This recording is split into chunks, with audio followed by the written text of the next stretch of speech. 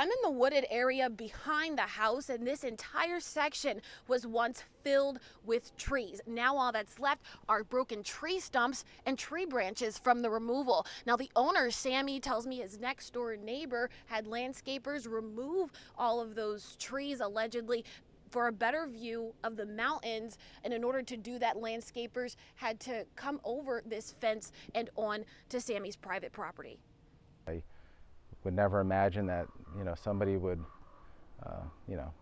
hire people to come over their fence to destroy somebody else's property. I feel violated. It angers me. It breaks my heart, and I just want it fixed. Sammy's neighbor apparently thought the property was his own. Sammy hasn't seen his neighbor, but he did drop off a note in Sammy's mailbox. And they stated that they were hired by the owner to cut down trees, and I said, what for? And they said they believe it was for a view of the city and the valley.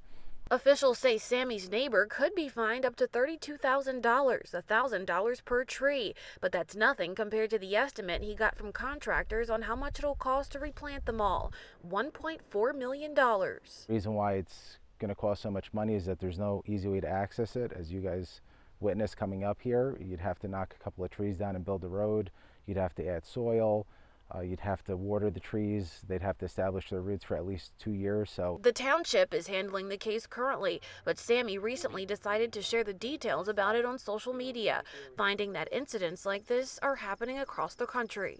I think there should be some legislation protecting these trees, because if you were to scale it out over the span of the entire country, it's a lot more than these protected areas that end up getting wildfires. The next court hearing is in mid-July. Reporting in Kinnelon, Amanda Lee, News 12 New Jersey.